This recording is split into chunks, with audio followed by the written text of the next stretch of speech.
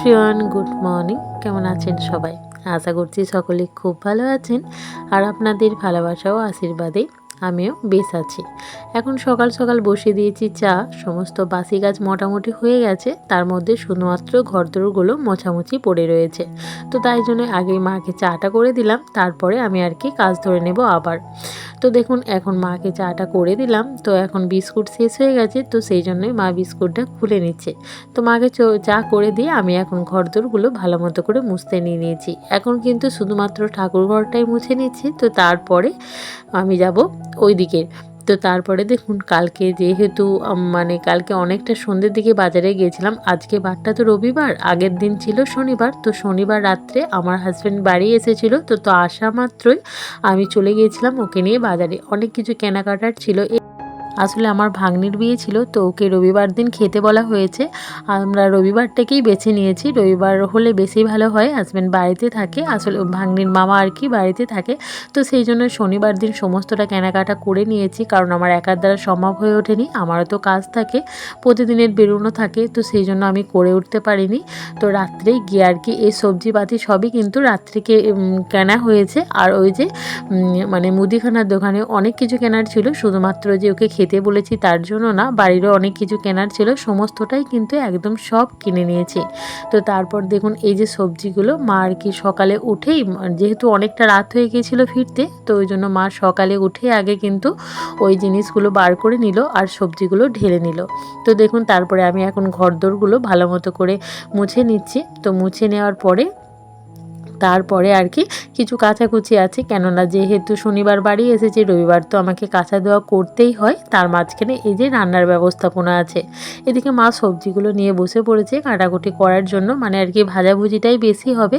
তো যেহেতু খেতে বলেছি একটু সুন্দর করে তো সাজিয়ে দেবই, ভালো মন্দ রান্না করে দেব। তো আমার ননদের 2 মেয়ে 1 ছেলে, তো বড় মেয়ের আর কি বিয়ে। তো সেই জন্যই আমরা এখন অনেকটা চাপে আছি। তো সমস্তটাই আর কি অ্যারেঞ্জমেন্ট করতে হবে। তো সেই জন্য দেখুন আসবে, তাকে খাওয়া দাওয়ার ব্যাপার আছে। তো এখন বাসি কাজগুলো ভালো মতো সেরে নিয়ে ছেলে এখন উঠে পড়েছে। বাসি বিছানাটাও কিন্তু আমি সুন্দর করে গুছিয়ে নিলাম। তো বাসি বিছানাটা গোছাবার পরে এখন ভালো মতো করে ঝেড়ে নেব। আর এই যে ঝাড়ুটা কিনেছি, তো দেখছিলাম এটা এখন সবাই কিনছে, তো সেই জন্যই নিয়েছিলাম। তো এমনই পরিস্থিতি, এটা শুধুই মাত্র মুখটা খুলে যাচ্ছে, যতবার চাপ সৃষ্টি হচ্ছে ওর ওপর, ততবার এই যে মুখটা শুধু খুলেই যাচ্ছে। তো সেটাই এখন ভালো মতো করে এঁটে নিলাম। তো তারপরে আর কি ওই যে কিছু জামা কাপড় বের করলাম, তো সেইগুলোই কিন্তু এখন মাখিয়ে নেব, সার্ফ দিয়ে মাখিয়ে রেখে দেবো, কিছুক্ষণ পর আর কি কেচে নেব। তো এগুলো না সারলে আমি স্নানেও যেতে পারছি না, আর স্নান না করলেও রান্না কিন্তু বসাতে পারছি না। যেহেতু একটু তাড়াতাড়িরও ব্যাপার আছে খাওয়া দাওয়া করানোর জন্য, তারা এখনও এসে পৌঁছায়নি।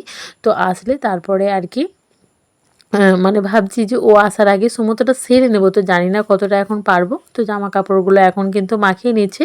তো এগুলো মাখাতে মাখাতেই মনে পড়লো, তাই তো আর কি ভেবেছি পোলাও করব। আমি কিন্তু কোনোদিন পোলাও রান্না করিনি, আজকে ভেবেই রেখেছি যে পোলাও করব। তো সেই জন্য সমস্ত কিছু কেনাও হয়েছে। তো এগুলো মাখাতে মাখাতে মনে পড়লো, তাই তো পোলাওয়ের চালটা তো ভিজোতে দেওয়া হয়নি। তো তারপরে দেখুন একটুখানি ভিজিয়ে দিয়েছিলাম, তো ঝরানো হয়নি। তো এখন দেখুন ভালো মতো করে ঝরিয়ে নিয়ে এখন জলটা শুকাতে দিয়েছি। তো এই ফার্স্ট টাইম, জানি না, তো এর মধ্যে দিয়ে দিয়েছি, তো ভিজে অবস্থাতেই কিন্তু ঢেলে দিয়েছি। জানি না কতটা ঝরঝরে হবে, নিজেও অনেকটা এক্সাইটেড আছি যে কেমন পারবো, কতটা কি ভালো হবে, আদৌ পারবো কিনা এই নিয়ে এখন টেনশনেও আছি। তো তারপর দেখুন আমি চলে এসেছি এই যে জামা কাপড়গুলো মেলে দিতে। আসলে অনেকটা দেরি হয়ে গেছে, তাই পুরোটা ভিডিওটা করতে পারলাম না। আগে কিন্তু কাচা ধোয়া সমস্তটা করে এখন কিন্তু ছাদে মেলেও দিয়েছি, তো তারপরে আপনাদের সাথে শেয়ার করছি। তো সমস্তটা মেলা কমপ্লিট হয়ে গেছে, এখন আমি চলে যাব নিচে। তো তারপর অনেকটা সময় পার করে ফেলেছি, স্নান সেরে ঠাকুর সেবা দিয়ে নিজেরা মুড়ি টুড়ি খেয়ে নিয়েছিলাম। তো তারপরে কিন্তু আমি রান্নার দিকে মন দিয়েছি। মোটামুটি রান্না আমার হয়েই গেছে, এখন শুধু মাংসটা হচ্ছে, আর কিন্তু কিছু হতে নেই। তো তারপরেই কিন্তু চলে এসেছে আমার ভাগ্নি আর ভাগনা। তো ছোটো ভাগ্নিকে আনেনি, ও একটু পড়াশোনা নিয়ে ব্যস্ত আছে। তো ওর পরীক্ষার জন্য আর কি, ওই জন্য ওকে নিয়ে আসেনি। তো ওদের 3 জনকেই আসতে বলা হয়েছিল। তো দেখুন এরা এখন বড়দি আর ভাই মিলে এসেছে, তো কিছু ফুল আনা হয়েছিল একটু সাজিয়ে দেবো বলে, তো ওদেরকেই কাজে লাগিয়ে দিয়েছি, কারণ এখন কিন্তু বেজে গেছে প্রায় 1টার মতো। আর এদিকে রান্না সান্না হবার পরে আমি সমস্ত বাসন কোসনগুলো ধুয়ে নিয়ে নিজেও কিন্তু স্নানটা সেরে নিয়েছি, আর এদিকে ভাগ্নিকেও কিন্তু রেডি করে ফেলেছি। মা এদিকে প্রচণ্ড পরিমাণে তাড়া দিচ্ছে যে তাড়াতাড়ি ওকে খেতে দাও, অনেকটা দেরি হয়ে গেছে। তো জানেন ওকে খেতে দিয়েছি প্রায় ওই 1:45-2টোর দিকে। ভেবেছিলাম 1টা-1:30টার মধ্যে দিয়ে দেবো, কিন্তু পারিনি। এই যে এত কিছু সাজানো, যতই বলি একটু সাজিয়ে না দিলে মনটা কেমন যেন একটু কুতুকুতু করছিল। তো সেই জন্যই দেখুন সুন্দর মতো করে মনের মতো করে সাজিয়ে দিয়েছি। মানে যতটা আমি পেরেছি, আমার সামর্থ্যের মধ্যে যতটুকু কুলিয়েছে ততটা কিন্তু মন ভরে আমি করেছি। এই যে অনেক কিছু রান্না করেছি, এটি সমস্তটাই আপনাদের সাথে শেয়ার করলাম, একটু ভালো মতো করে দেখে নিন। তো যাক, তারপরে ওই যে ফুলগুলো ঝুড়ো ঝুড়ো করে রেখেছিল, তো সেই ফুলগুলো আর কি সুন্দর করে সাজিয়ে দিয়েছি। আর এদিকে ভাগ্নির সাথে কিছু ছবি তোলা হলো। তো এখন কিন্তু ওকে শুধুমাত্র সাজানোই হয়েছে, ওকে এখন কিন্তু খেতে দেওয়া হয়নি। অনেক কিছু ছবি টবি তোলা হচ্ছে, ও তুলছে। তো এখন দেখুন ছাদে চলে এসছে কিছু ছবি তোলার জন্য।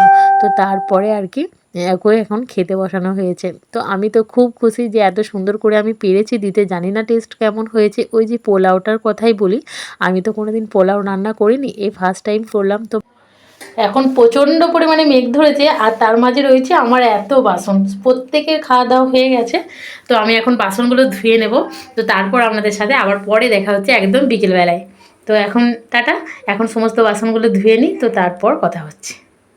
প্রচুর পরিমাণে বাসন হয়ে গেছে, এতগুলো মানুষের খাওয়া দাওয়া, তারপরে এত আইটেম, সমস্ত কিছু তো বাটিতে দিয়ে দিয়ে হয়েছে, তো সেই জন্যই এতগুলো বাসন হয়ে গেছে আর কি।